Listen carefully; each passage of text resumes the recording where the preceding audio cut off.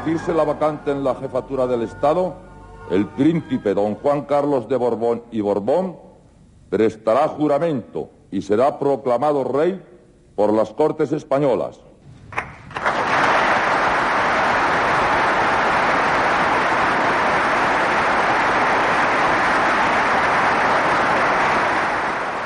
Franco acaba de morir. Su cadáver está aún expuesto en la capilla ardiente del Palacio Real. Pero el luto oficial se levanta aquel día por unas horas para que el sucesor de Franco sea proclamado rey de España una vez haya cumplido lo dispuesto en la ley de sucesión del régimen. Señor, juráis por Dios y sobre los santos evangelios cumplir y hacer cumplir las leyes fundamentales del reino y guardar lealtad a los principios que informan el movimiento nacional. Juro por Dios y sobre los santos evangelios cumplir y hacer cumplir las leyes fundamentales del reino y guardar lealtad a los principios que informan el movimiento nacional. Si así lo hiciereis, que Dios os lo premie, y si no, que os lo demande. Todas las miradas se posan en ese instante sobre don Juan Carlos de Borbón, tratando de escrutar sus intenciones políticas para un futuro del que solo se sabe una cosa, que será difícil. Ha sido una larga y difícil espera hasta llegar a este momento, que abre a su vez un periodo cargado de incógnitas y dificultades para el rey de España, don Juan Carlos I, 37 años a la sazón. Él sabe que el país ha cambiado y que la sociedad demanda profundas reformas, y las va a hacer. Pero de momento es un hecho que para la mayoría de los españoles el rey es un completo enigma, que la oposición democrática le niega todo crédito porque ve en él al rey impuesto por Franco, y que quienes le aplauden en ese instante en el Palacio de las Cortes no ven en él solamente al nuevo jefe del Estado.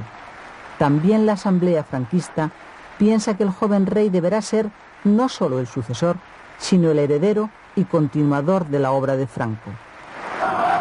El primer gesto público de don Juan Carlos como rey es el envío de un mensaje a las Fuerzas Armadas, elemento imprescindible de estabilidad para la difícil tarea que se dispone a acometer. El testamento de Franco le ha facilitado las cosas. En sus últimas palabras, Franco pide expresamente que se rodee al rey del mismo apoyo que él tuvo en vida. Este mandato resultará definitivo para las Fuerzas Armadas, para quienes el rey es, desde ese momento, su nuevo jefe. Del Palacio de las Cortes los reyes acuden al Palacio de Oriente, donde sigue expuesto el cadáver de Franco, el hombre que ejerció el poder durante casi 40 años tras ganar una guerra civil y cuya desaparición llena el ambiente de incógnitas. La sombra de un nuevo posible enfrentamiento entre españoles planea sobre la mente de muchos. El deseo de ahuyentar ese fantasma está en el ánimo de todos. Por esa razón la figura del rey tiene un interés. Podría ser el reconciliador de los españoles. Pero eso, de momento, es solo una hipótesis.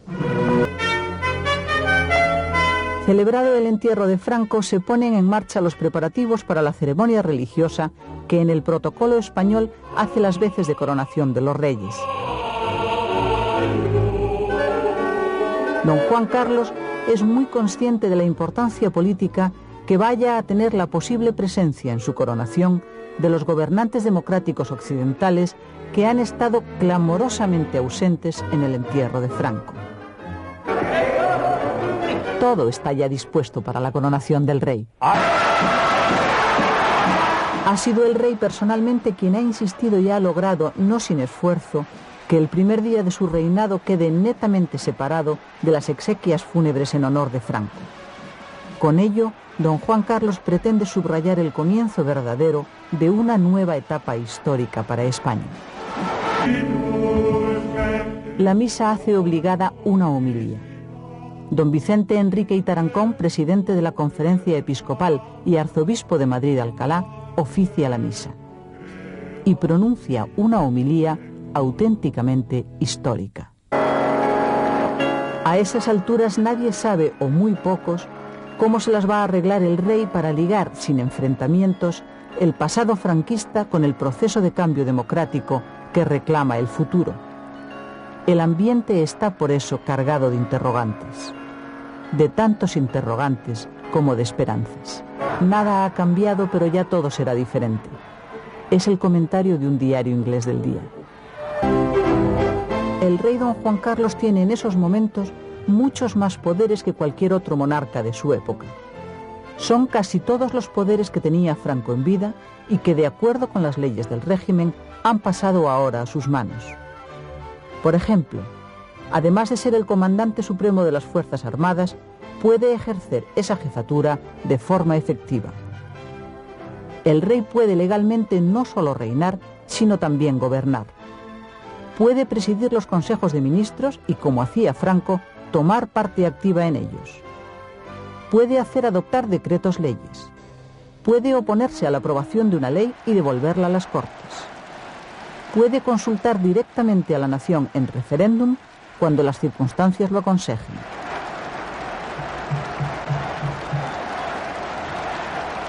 Y por último, es el rey y no el pueblo quien encarna en exclusiva la soberanía nacional. Son precisamente estos poderes los que van a permitir al rey influir directamente en la orientación y en el ritmo de la reforma hacia la democracia. Sin embargo, todo ese poder político tiene alguna limitación, entre otras, la necesidad de contar con el Consejo del Reino para tomar las decisiones más importantes.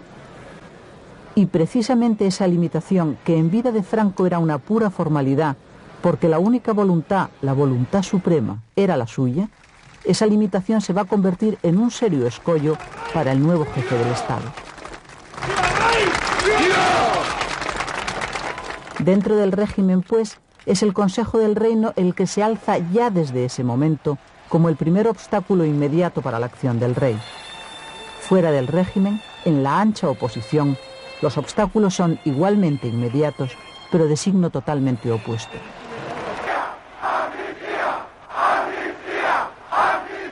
A la misma hora en que los reyes son aclamados en la Plaza de Oriente, 1 millar de personas se manifiesta ante la cárcel de Carabanchel en Madrid reclamando amnistía y libertad. Es el primer gran acto público de la oposición tras la muerte de Franco.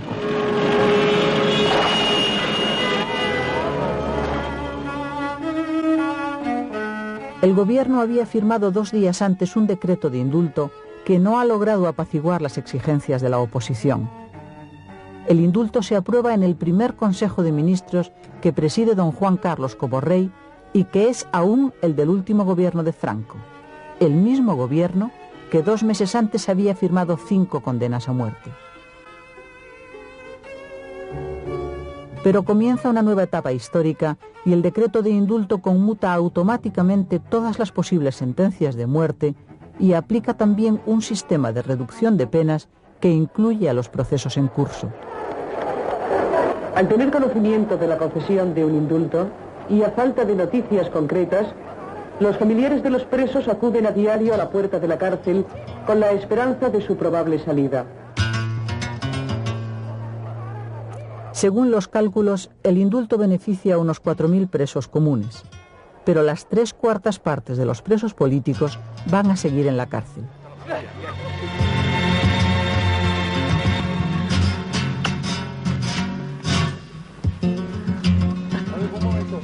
A pesar de la limitación evidente de las medidas del gobierno, 235 presos políticos salen a la calle. Y en la madrugada del 1 de diciembre se produce una escena cargada de significado. El líder sindical por excelencia, el carismático Marcelino Camacho, recupera la libertad.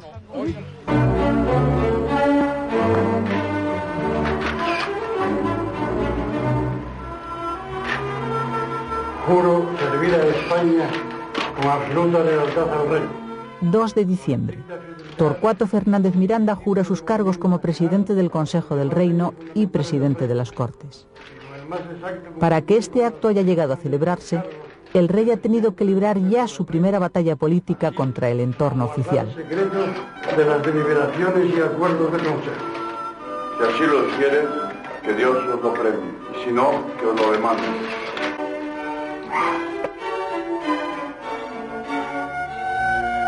La operación comienza el 26 de noviembre, día en que expira oficialmente el mandato de Alejandro Rodríguez de Valcárcel como presidente del Consejo del Reino.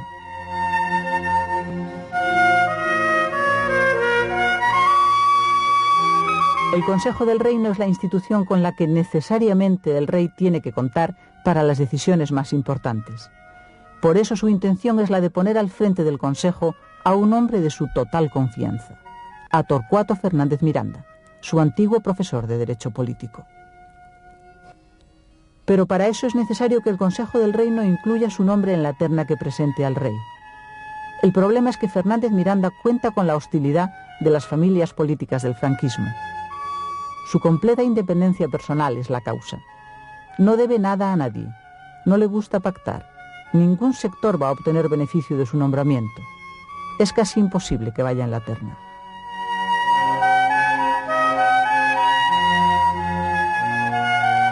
Y sin embargo es claramente un hombre del régimen. Ha sido ministro del movimiento, ha sido vicepresidente del gobierno y ha sido incluso presidente en funciones tras el asesinato del almirante Carrero en diciembre del 73. Pero ya entonces Fernández Miranda pagó un alto precio por su independencia. Franco le excluyó del nombramiento de presidente con este argumento: es muy inteligente, pero tiene muchas antipatías. Y nombró a Carlos Arias. La historia está a punto de repetirse 2 años después. La idea de su nombramiento no gusta.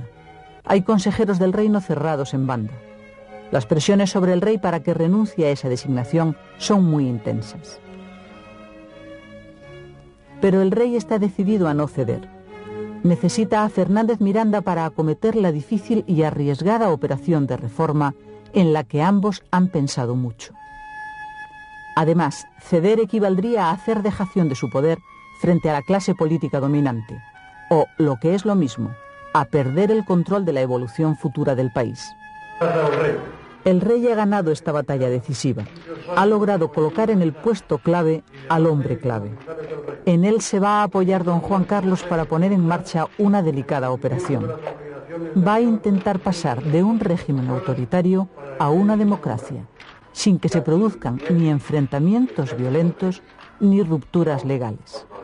Es un camino difícil y muy arriesgado para el que el rey lleva años preparándose en silencio.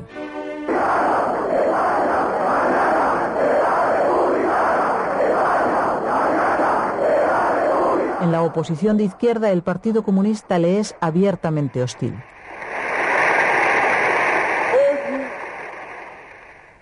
Il nostro paese è in un punto cruciale. Morto Franco, è stato incoronato re Juan Carlos I.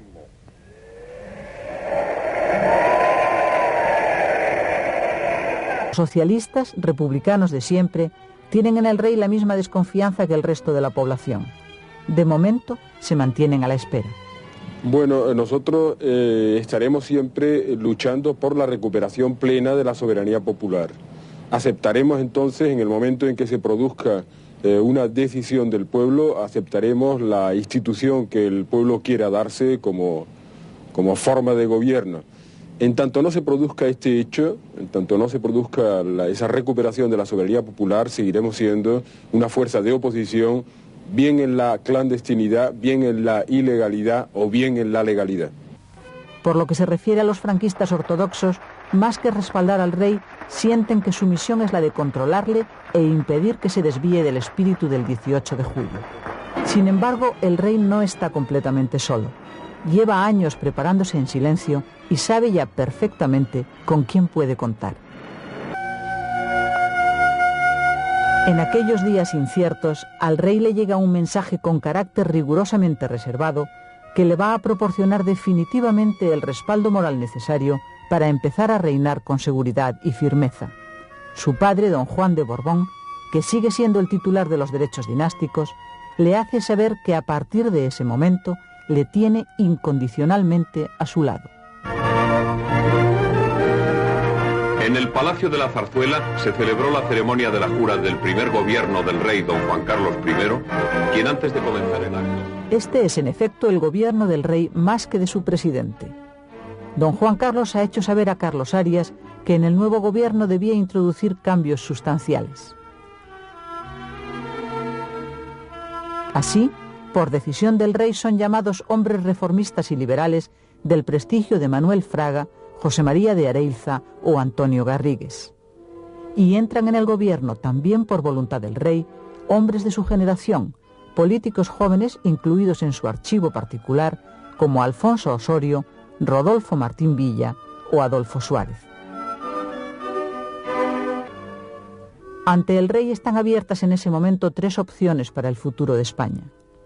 La continuidad del régimen franquista modernizado en lo necesario. La ruptura total con las leyes e instituciones del régimen para, partiendo de cero, construir un nuevo sistema político. Y la reforma legal pero profunda del sistema franquista hasta llegar a alcanzar un sistema democrático aún no bien definido. Y el rey pone en marcha la operación Reforma. Tiene muy presente que todo puede fracasar si provoca enseguida la hostilidad o la alarma entre los franquistas ortodoxos, si decepciona demasiado a la oposición democrática o, lo que es más importante, si no logra la confianza y el respaldo de la sociedad española. 20 de diciembre. Se cumple un mes de la muerte de Franco. En el Valle de los Caídos se celebra un funeral en su memoria y se da por terminado el luto oficial. Ese mismo día, y como una conmemoración de signo opuesto, miles de personas se manifiestan en Madrid reclamando la amnistía.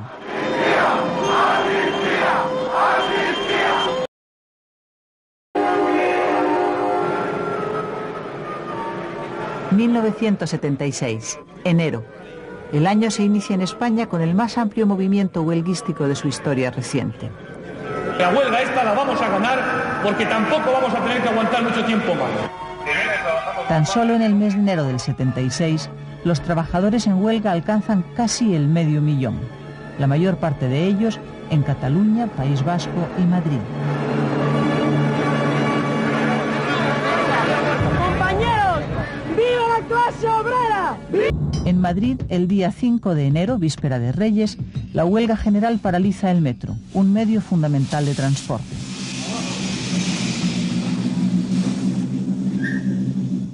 El gobierno considera entonces la posibilidad de militarizar a los empleados.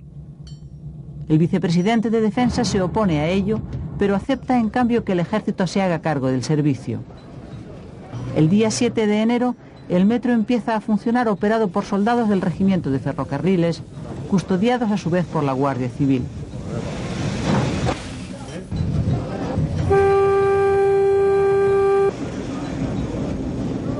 El día 9 termina la huelga.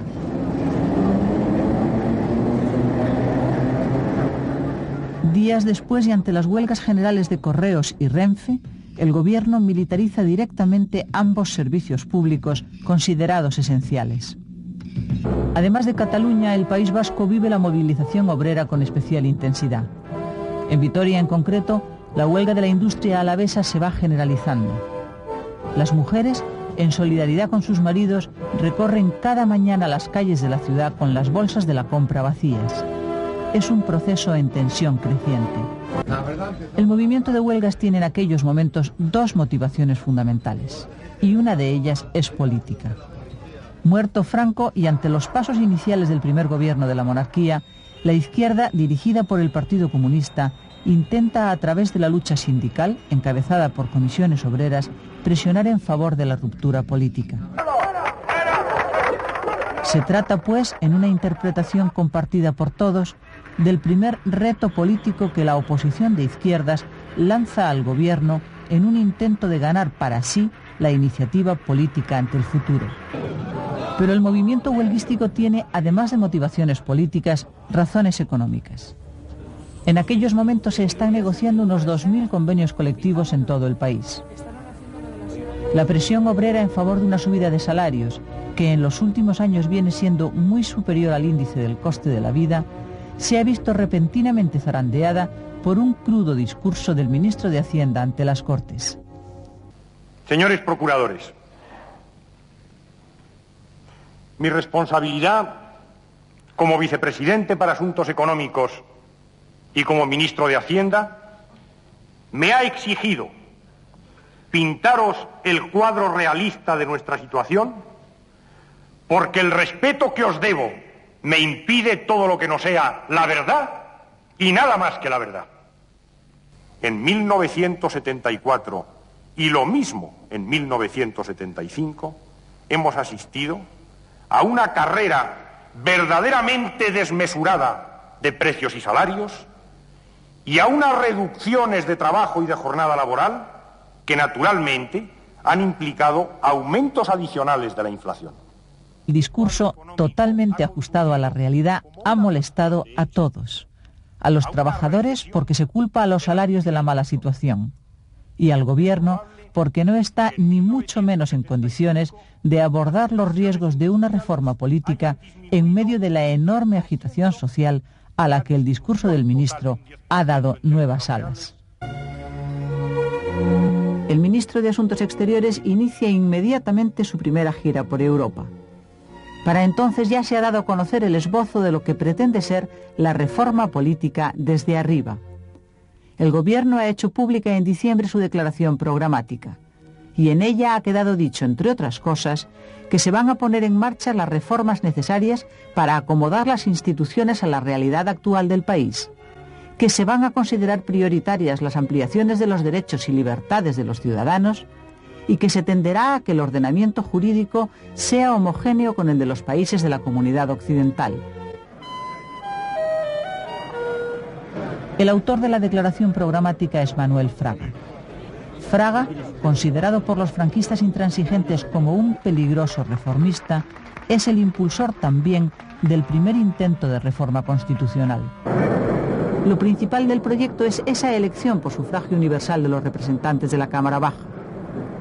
Porque para que eso se haga realidad, es necesario antes que puedan celebrarse elecciones generales, que existan partidos políticos que concurran a esas elecciones, que tales partidos sean legalizados y es necesario también cambiar la composición de las actuales Cortes. Por lo tanto, el proyecto de reforma propone que se elabore una ley de asociación política, que se modifique el Código Penal para que los partidos políticos puedan ser legalizados, que se elabore una ley electoral y que se modifiquen parcialmente algunas leyes fundamentales, lo cual tiene necesariamente que ser sometido después a la aprobación de los españoles en referéndum. 5 de febrero. El recital del cantante Raimón congrega en Madrid a los principales líderes de las organizaciones y partidos de izquierda, ilegales por entonces, pero que empiezan a gozar, sobre todo los socialistas, de una cierta tolerancia. A pesar de estas manifestaciones conjuntas, la unidad de la izquierda sigue sin alcanzarse, aunque ya se da como inminente. En el Partido Socialista persiste la desconfianza y el rechazo hacia las pretensiones hegemónicas de los comunistas. Los socialistas no quieren ser engullidos por un partido comunista en cuyas posibilidades futuras no creen. La pugna por el liderazgo de la izquierda se mantiene, por lo tanto, intacta. El Partido Comunista había logrado convencer a todo el mundo y ellos estaban convencidos de que el espacio político de la democracia del Partido Comunista sería el mismo que el Partido Comunista italiano. Por tanto, que ellos iban a tener, digamos que, la representación de la izquierda y que nosotros íbamos a tener una parte pequeña, como podría ocurrir con el Partido Socialista Italiano. Ocurre también que las huelgas de enero no han conseguido debilitar al gobierno, que sigue conservando en sus manos la iniciativa política, y que la exigencia de ruptura democrática, es decir, de demolición de la legalidad vigente para construir un nuevo sistema partiendo de cero, parece un proyecto cada vez más inalcanzable. El ministro de la Gobernación, Manuel Fraga, suspendió los recitales previstos para los 2 días siguientes. En Cataluña, el problema de la unidad de la oposición democrática hace años que ha sido resuelto.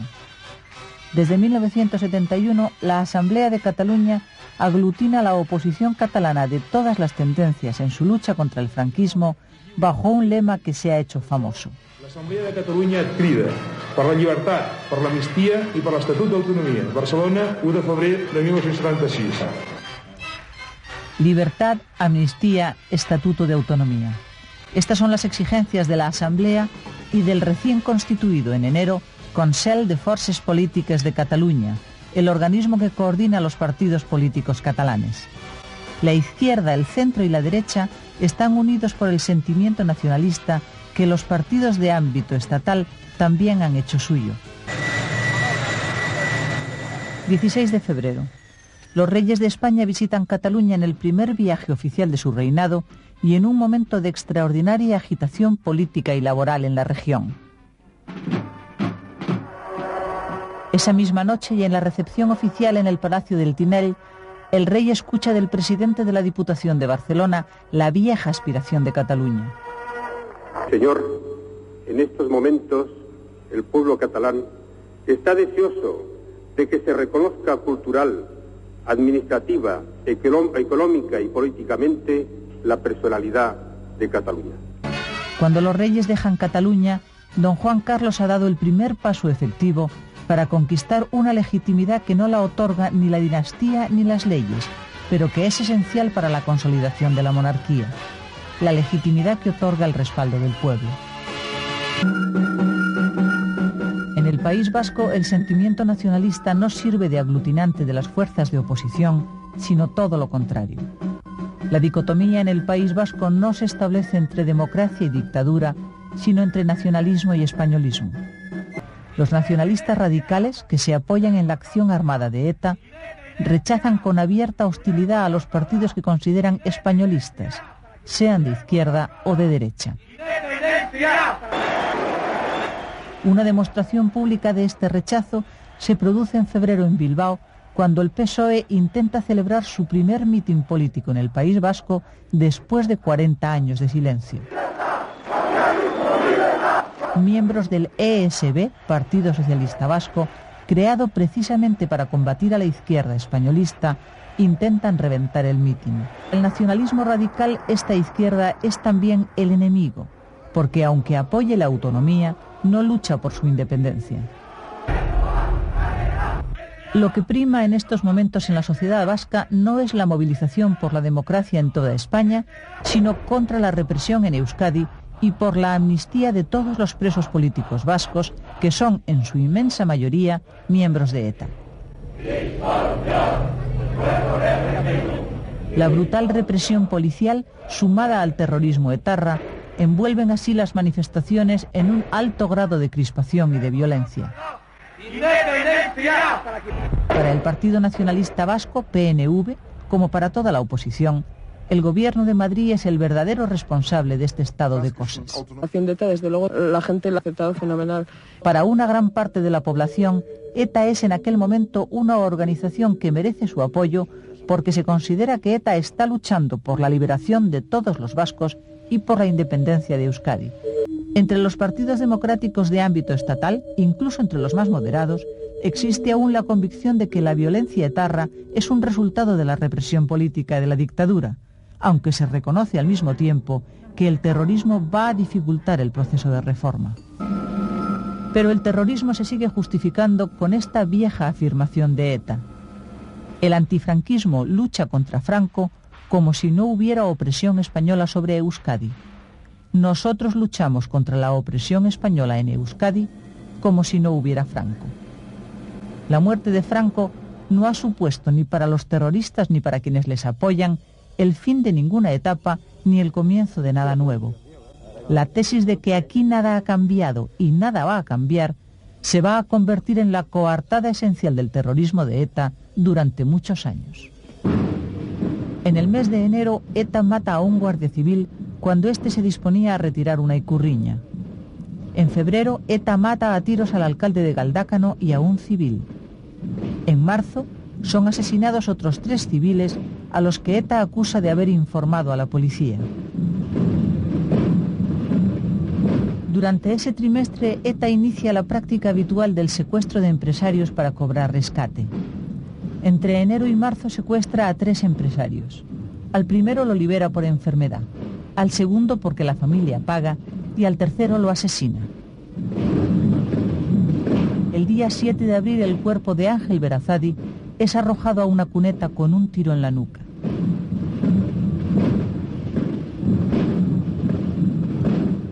El terrorismo se convertirá en la más importante amenaza para el proceso de reforma hacia la democracia que está intentando entonces sus primeros pasos. París, mes de enero. Santiago Carrillo, secretario general del Partido Comunista, está a punto de entrar en España después de 38 años. Carrillo ha tomado la decisión de instalarse a vivir clandestinamente en su país. El 7 de febrero Santiago Carrillo pone rumbo a España. Viaja en el coche junto a Teodulfo Lagunero y a la mujer de este, Rocío. Él llevaba el pasaporte falso, la peluca, las lentillas. Él iba delante, conducía a mi mujer, y él iba delante y yo iba sentado detrás. A unos kilómetros de la frontera hay un puesto de la Guardia Civil que evidentemente tiene una finalidad de aduanas y se conoce que cada X coches pues filtran a uno. Y nos pararon. Y un sargento de la Guardia Civil nos mandó salir a todos del coche. Nos quedamos horrorizados porque en ese momento no pensamos nosotros que era el control habitual que cada X coches hacen a un coche para registrarle. Registraron hasta los asientos, hasta por el techo del coche estuvieron tocando con la mano y nosotros fuera. Hacía mucho viento y Santiago se sostenía la peluca con la mano. Yo dije, aquí se va a armar la de Dios porque se le va a caer la peluca y este señor que está buscando aquí una cajetilla de tabaco pues se va a encontrar aquí con el secretario del Partido Comunista. Y para colmo de males, y parece una broma, pero aseguro rotundamente que es verdad, para un gran camión inmenso de Transportes Carrillo. O sea, ya dijimos, esto ya es el colmo. Transportes Carrillo. Carrillo ha venido a España a tomar en su mano las riendas de su partido.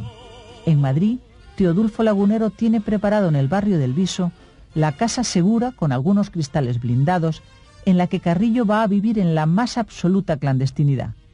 Su presencia en España debe ser, de momento, un secreto total, incluso para los propios militantes comunistas.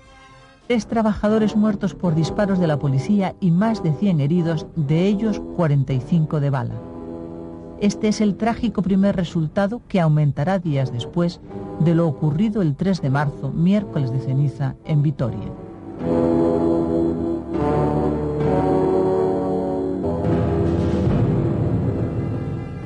A las 5 de esa tarde, unos 5.000 trabajadores en huelga se aprietan en el interior de la iglesia de San Francisco de Asís para celebrar una asamblea plenaria que hace el número 241 desde que comenzó el conflicto en enero.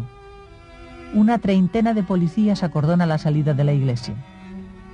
Detrás de los policías, otros 3.000 o 4.000 trabajadores que no han cabido materialmente en el interior del templo y que se han concentrado en sus inmediaciones, rodean a su vez el dispositivo policial. Procedan a desalojar la iglesia, cambio. De acuerdo, si lo desalojan por la buena, si no, a palo limpio, cambio. Está detenidos. Entonces, por las afueras tenemos rodeados de personal. Vamos a recuperar las armas. Sacarlos como sea, cambio.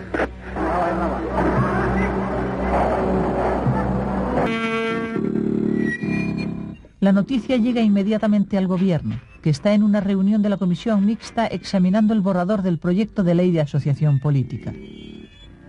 El ministro de la Gobernación, Manuel Fraga, ha salido esa misma mañana hacia Alemania. Le sustituye en su ausencia el ministro del movimiento, Adolfo Suárez. Este es el violento desenlace de un problema que había comenzado 2 meses antes como conflicto laboral y que se ha ido crispando hasta estallar ahora con toda su carga política. Desde comienzos de año ha ido creciendo la tensión laboral en Vitoria, donde, a diferencia del resto de España, los conflictos no se han atenuado con el paso de las semanas. Al contrario, se han enconado. Tras los sucesos de ese miércoles de ceniza en la iglesia de San Francisco, donde 2 de las víctimas han quedado muertas en el suelo entre la multitud, la policía se ve superada por la infinita indignación popular y no logra controlar el caos.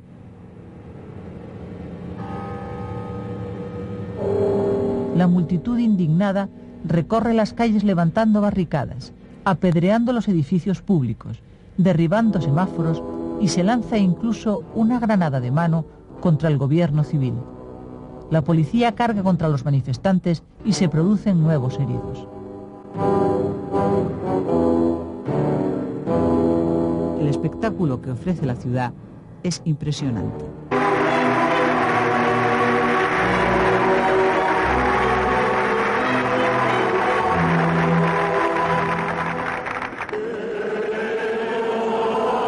imposible calcular el número de personas congregadas. Las fuerzas de seguridad no están presentes, pero se mantienen acuarteladas en las cercanías y dispuestas a intervenir si es necesario. Cuando el cortejo se acerca al gobierno civil, existe el temor de que la multitud intente asaltarlo. El capitán general de la zona anuncia al Consejo de Ministros que está dispuesto a dar la orden de que el ejército intervenga si eso sucede. Adolfo Suárez intenta de nuevo tranquilizar los ánimos y asume toda la responsabilidad de lo que pueda ocurrir. La tensión es máxima. En cualquier momento se puede producir un nuevo estallido. Mientras tanto, el proyecto de ley de asociación política está en el alero a causa de la explosiva situación en Vitoria. El gobierno hace, sin embargo, un esfuerzo por mantener la iniciativa política a pesar de todo y aprueba finalmente el proyecto de ley para su envío a las Cortes.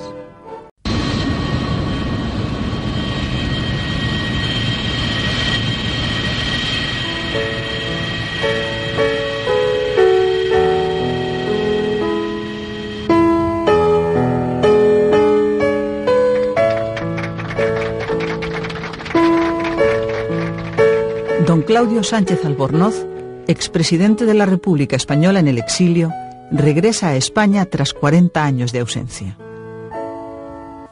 Al pisar España, dije que vendría llorando, y llorando estoy. No tengo más que una palabra: paz. Nos hemos matado ya demasiado. Entendámonos en un régimen de libertad, poniendo todos de nuestra parte lo que sea necesario de un lado y de otro de la barricada. Son muchos 40 años. No hay históricamente nada que resista al tiempo. La desaparición física de Franco ha sido razón suficiente para que muchos de los viejos republicanos exiliados tras la guerra civil, que habían prometido no pisar tierra española hasta la muerte de Franco, decidan regresar a su patria. Pero otros permanecen aún fuera de España y no regresarán hasta tener la seguridad de que el régimen franquista va realmente a desaparecer. Han transcurrido solo 5 meses desde la muerte de Franco y la aguda división que padece el gobierno es ya manifiesta. Los ministros reformistas mantienen públicamente sus compromisos democratizadores, pero el presidente Arias está sucumbiendo poco a poco a las constantes presiones de los ultras para que frene la reforma. A pesar de estas presiones, el gobierno va a intentar consensuar con el franquismo el proceso del cambio. Y para ello, se ha creado una comisión mixta, compuesta por ministros y por consejeros del movimiento, que va a examinar los proyectos legales de reforma antes de ser enviados a las Cortes. Pero la primera vez que la comisión mixta se reúne para estudiar el borrador de la reforma que propone el gobierno, el presidente de ese gobierno, Carlos Arias, anuncia a los presentes que él se considera mandatario de Franco y de su testamento y que mientras esté en la vida pública no será sino un estricto continuador del franquismo en todos sus aspectos. Entre el franquismo ultra reina una cierta satisfacción. El llamado búnker, que presiona a Arias para que no permita que se alteren las esencias del régimen, comprueba que cuenta dentro del gobierno con una buena baza: el atormentado presidente Arias. Pero los ultras tienen también un peso considerable en los centros del poder, y su influencia política, que ejercen, constituye una amenaza real para el futuro de la reforma. Evidentemente que suponían una amenaza. Esos ortodoxos estaban en las instituciones del régimen de Franco, estaban en la policía, estaban en los ejércitos, tenían influencia en el sector económico, no era una presencia menguada. En vista de que la resistencia de los inmovilistas está impidiendo al gobierno avanzar con la rapidez necesaria en el proceso de reforma, el rey toma la iniciativa. Convoca al Consejo del Reino en el Palacio de la Zarzuela y, por primera y última vez, preside su reunión. Franco nunca lo hizo. El rey desea transmitirles un mensaje que indudablemente tiene otros destinatarios además de los presentes.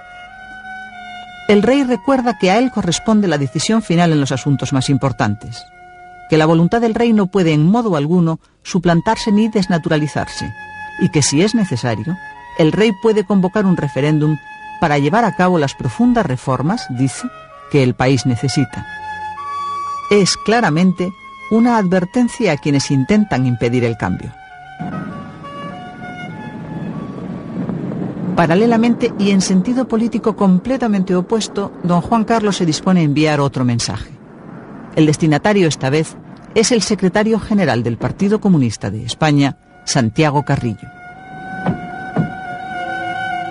Don Juan Carlos está seriamente preocupado por la actitud hostil del líder comunista hacia la monarquía y hacia su propia persona.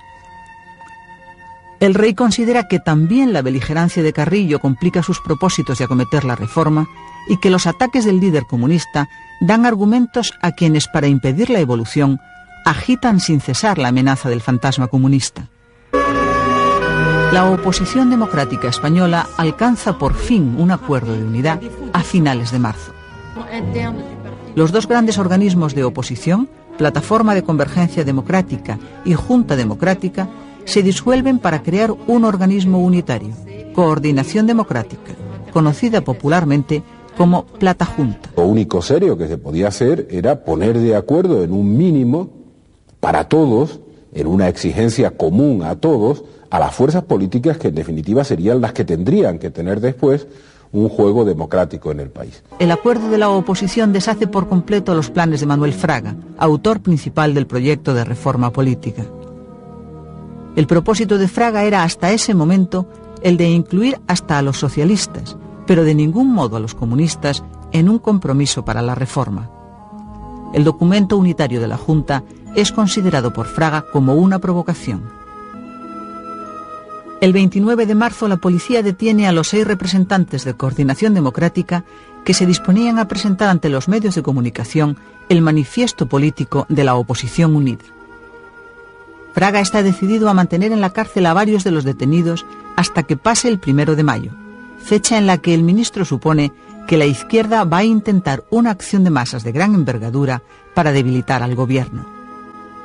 Bueno, a nosotros nos pareció que el 1 de mayo iba a ser el momento decisivo y que valía la pena de que en ese momento pues terminase ese periodo de agitación irresponsable con que sin duda ninguna los rupturistas, y a pesar de que había algunos amigos míos personales, pues decidí que el día 1 de mayo lo pasaran a la sombra y después volviesen a tomar el sol y no pasa nada. No todos los detenidos pasan a la sombra el 1 de mayo.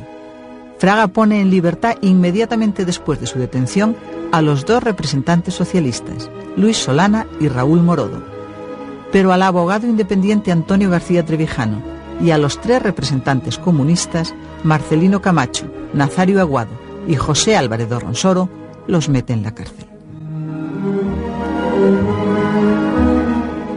Las detenciones se producen con la oposición incluso de una parte del gobierno.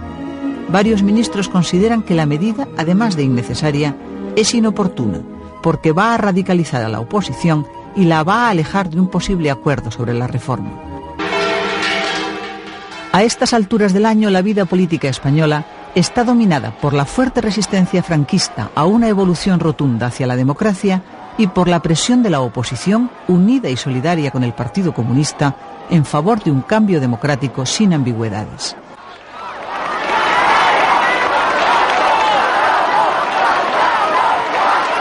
En medio, un gobierno dividido y atrapado en su propia estrategia de intentar pactar el proyecto de reforma justamente con quienes se oponen al cambio, es decir, con los franquistas, y no negociarlo ni pactarlo con quienes están luchando precisamente por conquistar la democracia, es decir, con la oposición.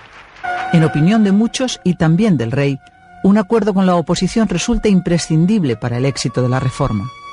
Pero el presidente Arias se niega categóricamente a mantener contacto alguno con los líderes de la oposición. El rey está preocupado. Considera que el gobierno no está avanzando con la rapidez necesaria y teme que la opinión pública, particularmente la prensa y la oposición, se impacienten en exceso y la situación acabe por desbordarse.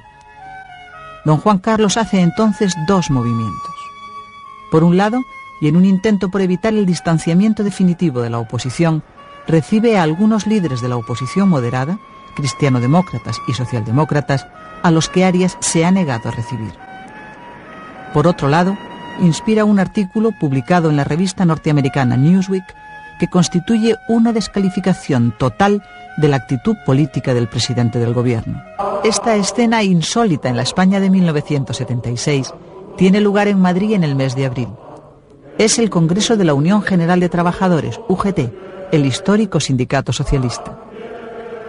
El Congreso, que se celebra en España por primera vez desde hace más de 40 años, ha sido autorizado tácitamente por el ministro de la Gobernación, Manuel Fraga, bajo el eufemismo de Reunión de Estudios sobre Asuntos Sindicales. A la unidad sindical por la libertad es el lema de este 30 Congreso, en el que la UGT defiende la unidad de acción con el resto de las organizaciones sindicales únicamente para conseguir un objetivo concreto: la ruptura sindical, el desmantelamiento del sindicato vertical franquista.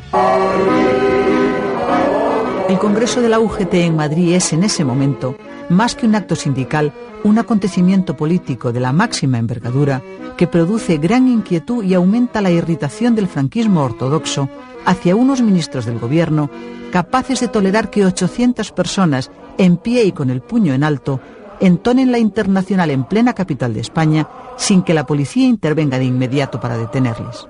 A diferencia del presidente Arias, el ministro de la Gobernación, Manuel Fraga, sí celebra conversaciones con distintos grupos de oposición, a quienes informa del escenario político que dibuja para el futuro su proyecto de reforma. La víspera del 1 de mayo, el líder socialista Felipe González y el ministro de la Gobernación, Manuel Fraga, se entrevistan en Madrid. El encuentro se produce después de que Felipe González se haya venido negando reiteradamente a celebrar conversaciones con distintos miembros del gobierno. La cita es el 30 de abril, a la hora de la cena, en casa de Elena Arnedo y Miguel Boyer, ambos militantes socialistas. El ministro acude a la cita con la intención de explicar al joven líder socialista las posibilidades políticas de su programa de reforma que, en su opinión, hará posible que en un futuro más o menos lejano el propio Felipe González pueda llegar un día a ser presidente de gobierno. El primer 1 de mayo, después de la muerte de Franco, se celebra en toda España con muy escasas manifestaciones obreras. En evitación de una posible acción masiva contra el gobierno, el ministro de la Gobernación ha ordenado el máximo despliegue policial. Las fuerzas de orden público copan literalmente las ciudades españolas, donde han sido prohibidos todos los actos de los trabajadores y donde, en algunos casos, han sido detenidos previamente los líderes obreros. El 6 de mayo de ese año 76 sale a la calle un nuevo periódico, El País, diario liberal e independiente, cuya aparición se ha retrasado varios meses a causa de las resistencias políticas del antiguo régimen. Semanas antes se publica en Barcelona el diario Avui, el primer periódico en lengua catalana que sale a la calle desde la Guerra Civil.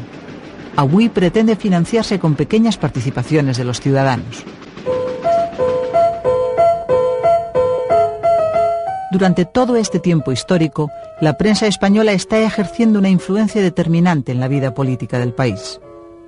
Junto a los diarios tradicionales, que siguen apoyando el franquismo en sus distintas gradaciones, ha aparecido una serie de publicaciones, sobre todo semanarios y revistas mensuales, que en su mayoría defienden la apertura hacia la democracia y ejercen de hecho, y en medio de grandes dificultades, el derecho a la libertad de expresión.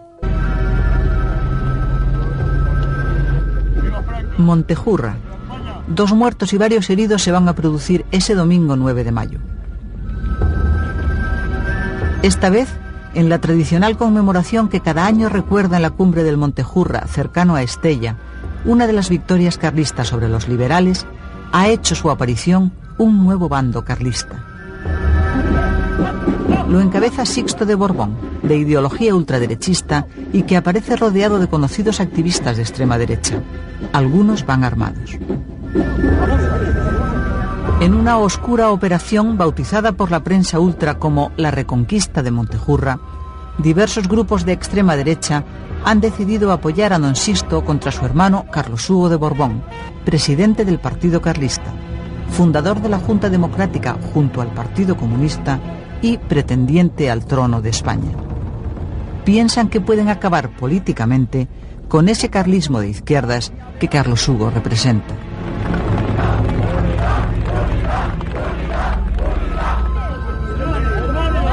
Los enfrentamientos comienzan en la explanada del monasterio de Irache.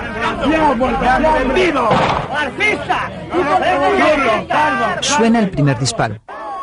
Uno de los ultras que forma la comitiva de Sixto de Borbón ha sacado una pistola y ha disparado a menos de 2 metros, casi a bocajarro, contra uno de los partidarios de Carlos Hugo.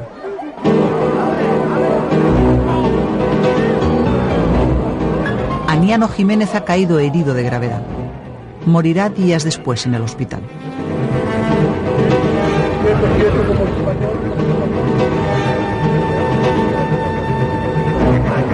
La policía y la Guardia Civil, presentes en los hechos, no intervienen para detener al autor de los disparos. Cumplen órdenes, según explican a los presentes.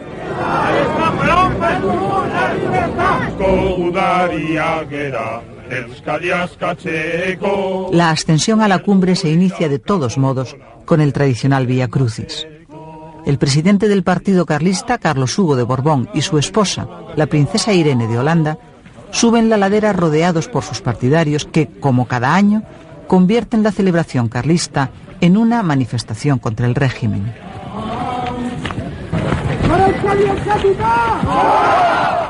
¡Cuerpo represivo! ¡Cuerpo represivo! Los partidarios de su hermano Sixto han tomado la cumbre desde la noche anterior y esperan. A 50 metros de la cumbre se oyen nuevos disparos.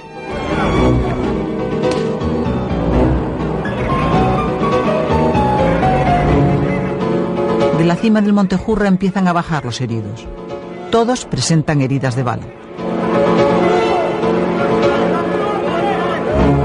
Uno de ellos, el joven de 18 años Ricardo García Pellejero, está ya muerto cuando es bajado en camilla por la ladera del monte.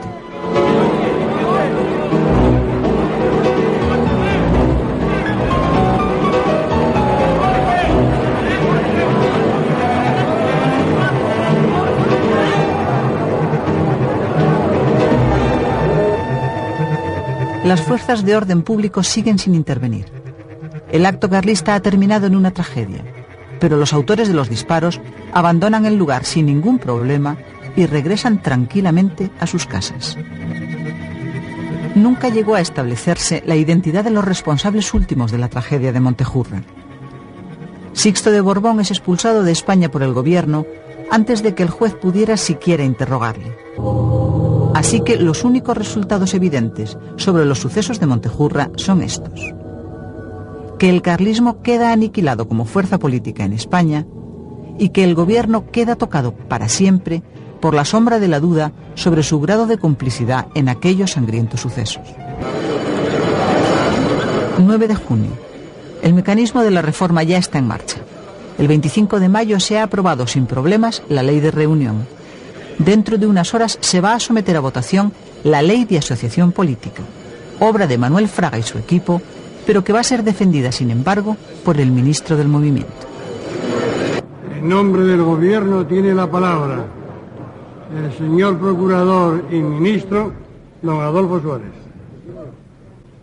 Los españoles van a escuchar por primera vez en esas Cortes no solo un lenguaje nuevo y unos nuevos argumentos, sino una visión de la vida española que se corresponde perfectamente, esta vez sí, con la auténtica realidad. Un discurso brillante.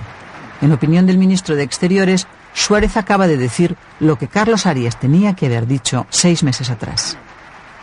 La vía para apartar a Arias de la presidencia ha quedado abierta, aun cuando todos, incluido el interesado, no sepan aún que el retrato del futuro presidente de gobierno ya tiene rostro en la mente del rey. Nadie duda que en ese instante, unido a su buena actuación con los sucesos de Vitoria, hizo que entrase en lo que pudiésemos llamar el foco de la luz para ser presidente del gobierno. 1 de julio, jueves, 11 de la mañana. Se celebra en el Palacio Real el acto protocolario de presentación de credenciales de nuevos embajadores.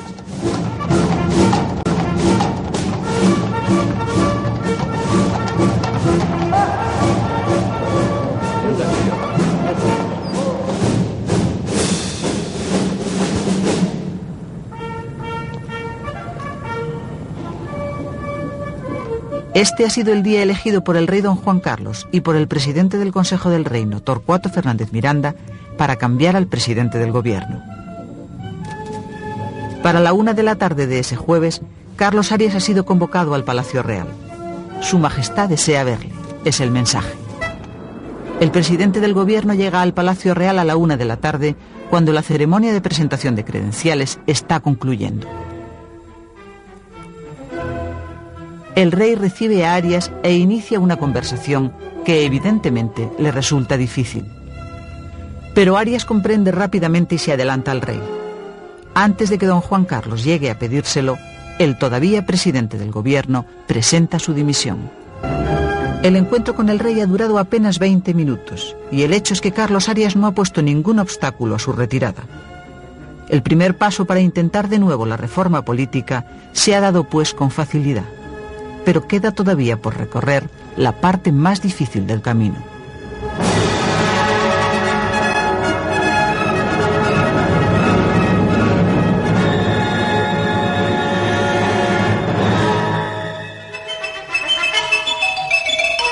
Cuando a las 7 de la tarde de ese jueves se celebra el Consejo de Ministros extraordinario, convocado por Carlos Arias para informar al gobierno de su dimisión, hace ya 1 hora que la noticia ha saltado a los teletipos y corre de boca en boca. Los periodistas rodean a los miembros del gobierno que, en la opinión general, tienen todas las posibilidades de suceder a Arias en la presidencia. La palabra del día es, en parte, alivio, pero sobre todo, expectación. José María de Areilza, ministro de Asuntos Exteriores, es sin duda uno de los presidenciables. Y por supuesto Manuel Fraga, ministro de la Gobernación, autor del proyecto de reforma y la estrella política del primer gobierno de la monarquía.